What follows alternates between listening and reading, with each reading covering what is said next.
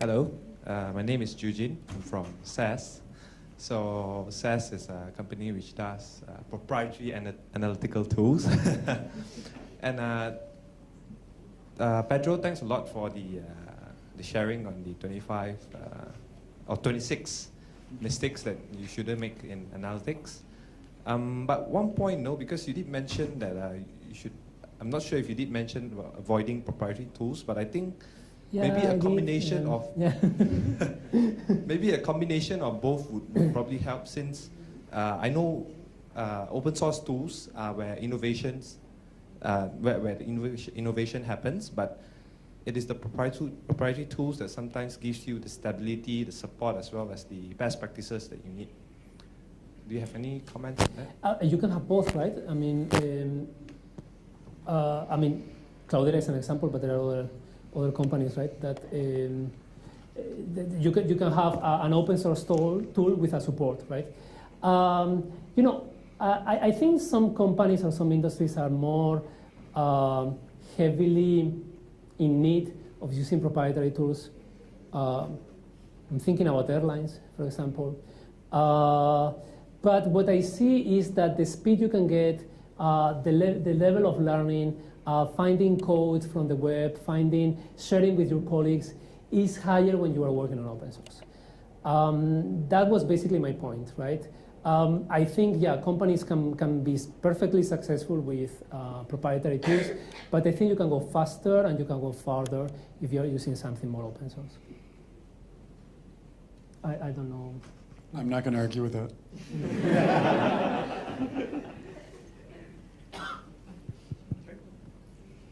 Hi. Good evening. I am Soma from Cellcom Innovation Lab. Question is to that. So about this open source question, I've been using Cloudera for quite some time, and then this Cloudera data science workbench is really good. But I would like to know, is there any chance of open sourcing that? Because model management tools are really, like proprietary tools. Most of them are proprietary tools. Thank you. Yeah. It's not my decision, unfortunately. The line that we've tried to draw through the years at Cloudera is that the things that actually store and process your data are open source, and the things that are tools for IT to manage systems, to configure and deploy and so on, would be proprietary, so that we could have a sustainable business. And data science workbench is somewhere on the edge there, I see. We'll see also what happens after we complete our merger with Hortonworks, which should happen, I think in January we're expecting. There could be some surprises, but hopefully we'll close that. And I think Cloudera's open source strategy is likely to be revisited after that merger, because we will be, the merged company will have all of Hortonworks customers who have different expectations about open source, and we don't want to alienate any of those customers. So it's possible it will change. We'll see.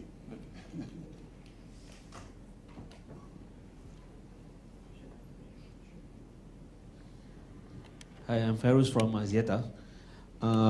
You know that everybody knows about MapR, and the news when Cloudera merged with Hortonworks, and then that's where MapR responded in the tweet that I saw that he says that this is what we are doing for the last few years when both of these companies about to merge.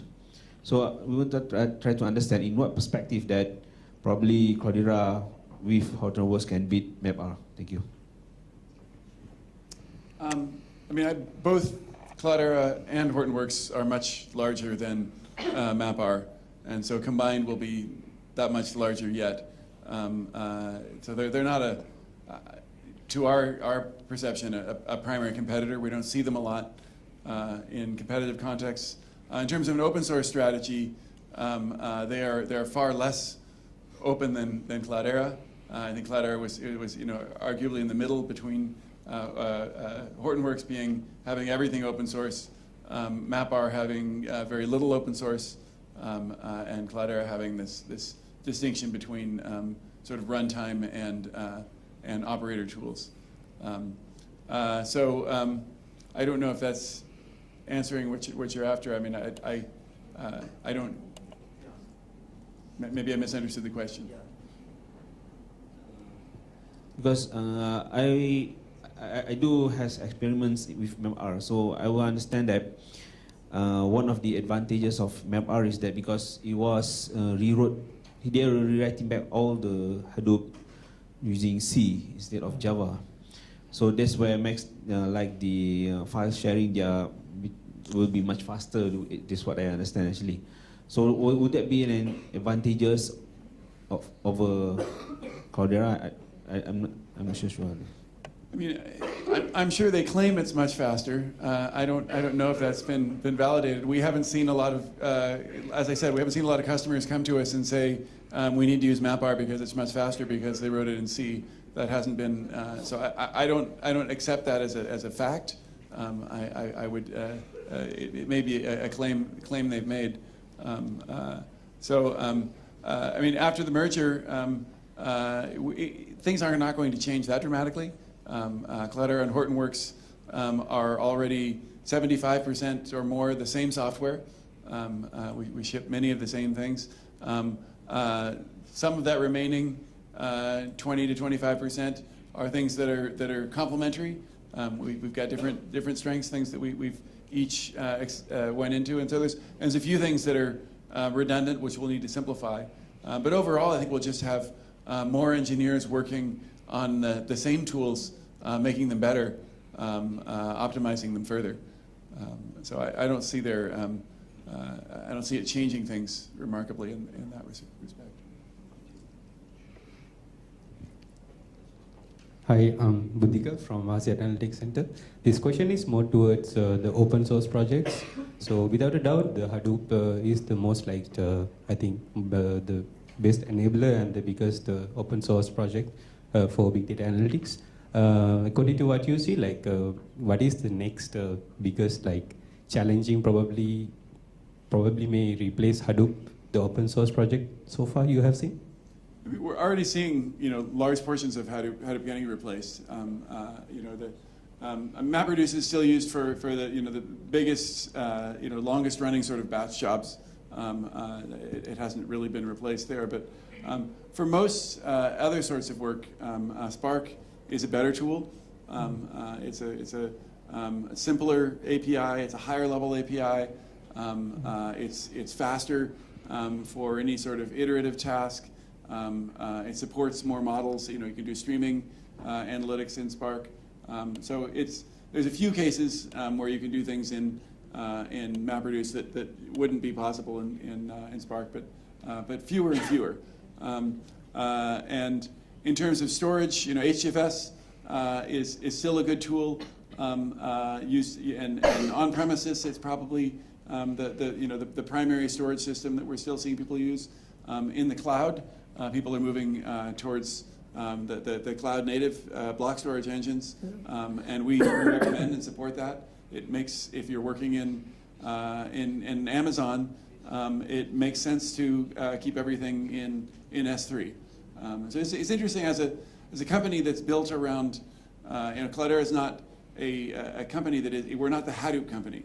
We're rather the open source big data company, and so we can.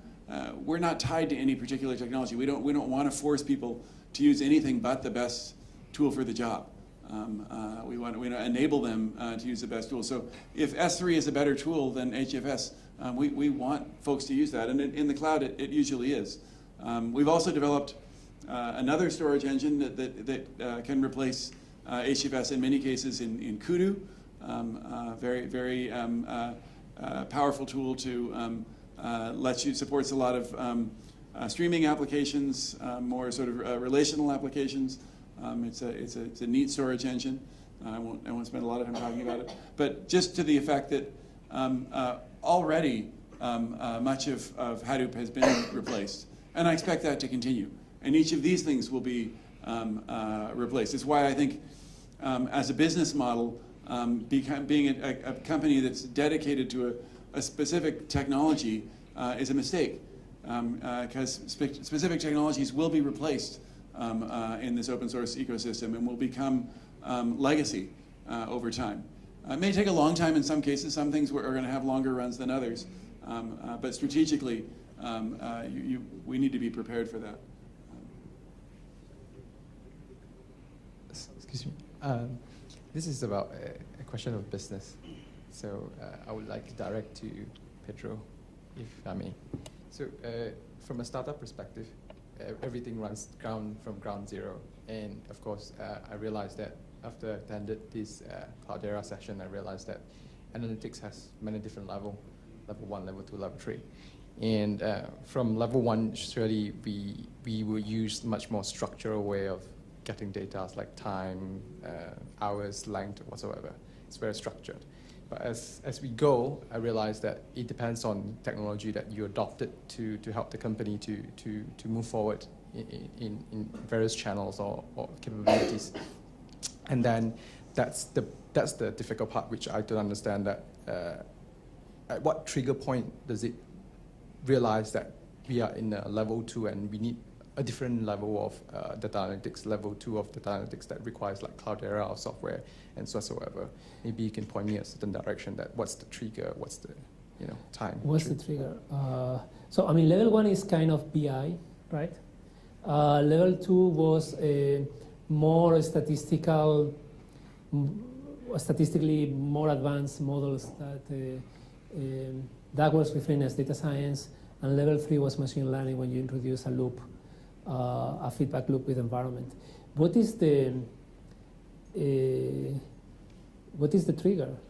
I mean, if I had to answer that question, I would say the trigger depends on the business. It depends on what business you are and what startup you are. And I'm going to give you an example. We did a datathon 1 month ago with a company that is called Go Car, and you might know them. It's a startup. You can rent cars. Very interesting company. You rent the car, you drive it, and you drop it in another place, and everything is in mobile phone. Very interesting. And obviously the API, because I mean every company needs to have API. A company without BI doesn't work, right? A company without analytics works, but a company without BI doesn't work. And then we were discussing about them what kinds of needs you have in terms of data analytics, what would you need? And they were talking about, hey, you can use analytics for charging different prices to different kinds of customers, right? So if a customer is a more dangerous kind of customer, you will charge more for insurance. Otherwise, you will charge less. So that will be an application. Another application will be, how do I prioritize the locations, the pickup locations for my cars? I think it depends on the business needs. If you are able, from a business point of view, to think of problems that require complex predictions or problems that requires complex use of data, then that's the moment in which you should start looking for these kind of solutions. As I said before, I think it's not technology driven, it's business driven. When the business says there are opportunities in using data, then let's use it. That's my view. That makes a lot of sense to me. Very pragmatic. Hi, this is Karim from CMB FinTech. Actually, Hadoop is meant for the write once and read many times, right? Actually, I have a doubt. Like, whenever I running the machine learning models, right? So I temporarily create the output files in the Hadoop file system. Sometimes if it fails, then again I rerun the models. So I need to go manually and delete the directory. So can it be possible, like, we can change that slogan, like write once, read many times? Like, can that? I mean, HDFS is unlikely to change its semantics anytime soon, fundamentally. So HDFS, I mean, you can delete things and create another file with the same name as the old one. You can move things atomically in HDFS. You can rename a directory, but it has a particular semantics. Kudu, for example, is very much a read-write engine with different semantics. HBase has read-write semantics as well. So there are other engines that permit the sort of thing you're talking about. It's hard to know without knowing more about your application whether those are the appropriate for your task. Okay, thank you. And also, actually, I have one more. Like, I'm using Apache NiFi for one of the like OCR I'm doing. Do you have similar thing in Cloudera? Do we have anything A similar tool? Yeah. Well, NiFi is supported heavily by Hortonworks, and soon will be the same company. So yes, we'll be supporting NiFi shortly. So similar thing. I mean, this is one of the rationales for the merger are that there are complementary things. I think both companies are. It's a big platform to support, and so we've been reluctant to take on new things because we already feel like we're supporting a lot of things. But now we can get a group that already knows how to operate that and use it well. So we'll definitely be taking that. It's great technology. Okay, thank you.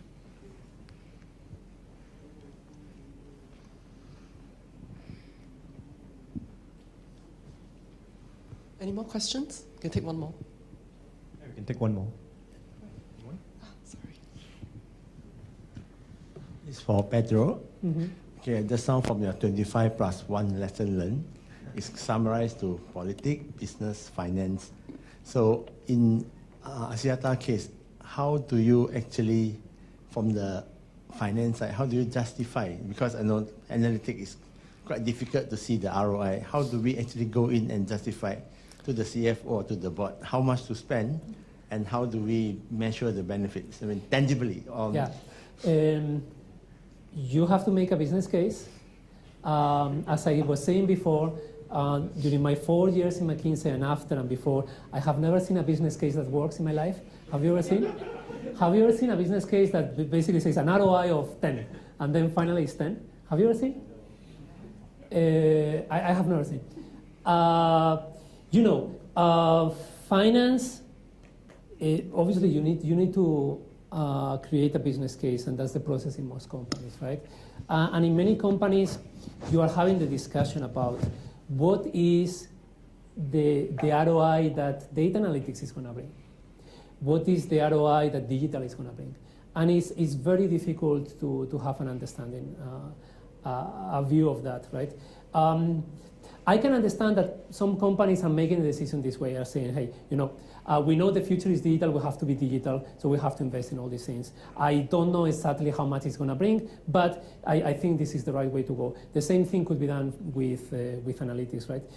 However, at the same time, you need to link that with, you need to be realistic about that. When you make the calculations, investing in a platform that is very expensive, very large, requires you to have a return on investment that requires, for example, to have a very large increase in revenues. That's probably not going to happen, right? So what I would say is the same thing that I have said before about having an iterative approach to the way we work in analytics, in which you start small and you are bringing it bigger, or you're making it bigger progressively. I think this is something that can be done from an investment perspective as well, right? So what I was saying before about ROI, I think you need to track your ROI. What is very difficult is to predict your ROI, right? And this is what the business case is all about. So I'm quite skeptical about predicting ROIs, but once you have invested, I think it is a must that you have to track that ROI, and you have to know how much you are getting out of your data, your big data. I'm not a business guy, but I very much believe in this experimental approach, and that I think you need to have a management that can embrace surprises, that because you don't know what will succeed, and you will find discoveries that take your business in new directions, and you need to welcome those. I think it's true. Many times in many companies, when you are planning, you try to predict. You spend so much time predicting how the future is going to be. But if we knew how the future is going to be, I wouldn't be here, right? So we spend so much time predicting and planning this and planning that. I think we should spend much more time in becoming more flexible so that we can adapt faster to changes in our environment which are unpredictable, rather than trying to predict the future. And I'm going to give you an example, and this is the typical MBA example that they give you about this, right? So when the first iPhone was launched in the US, well, it was AT&T initially, right? And then Verizon came, and Verizon spent so much time trying to predict how much the demand will be for Verizon iPhones. And the reality is that it's a very difficult thing to do, even with, I don't know where you can get the data from, but it's a very difficult thing to do. So they predicted it, and they predicted it wrong. The demand was much higher than what they had predicted it. And they failed in delivering those iPhones to their customers, so there was a big customer experience problem.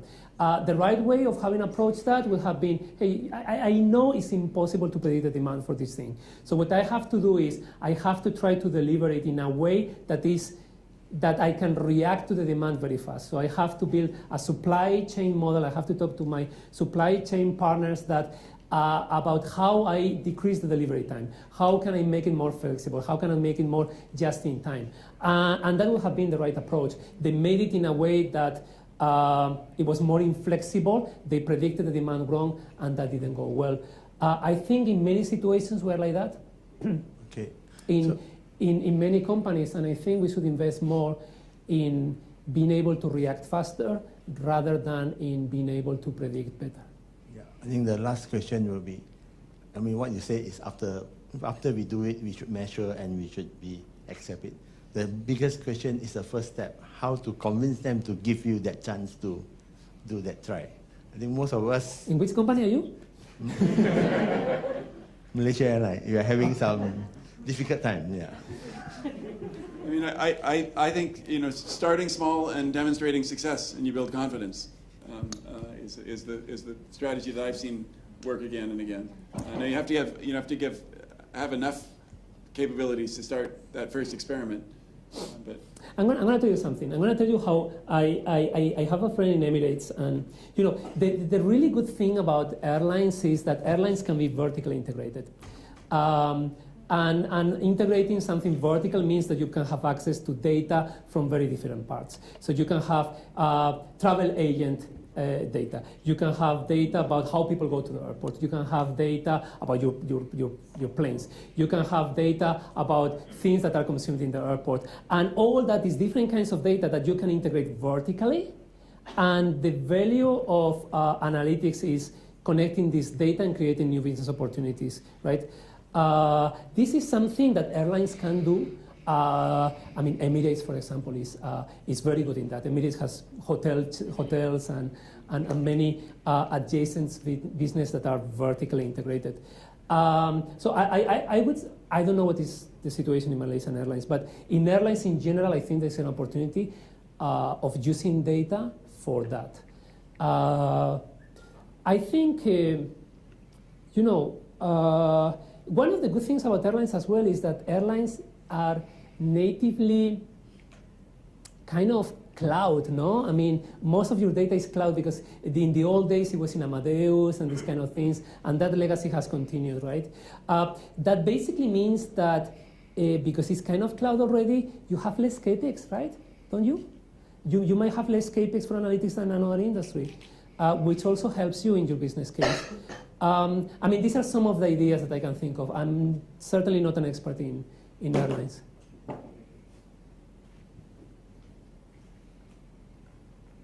Great. Thank you very much for your participation. Thank you for your questions. And more importantly, thank you, Doug. Thank you, Pedro. Thank you. Thank you.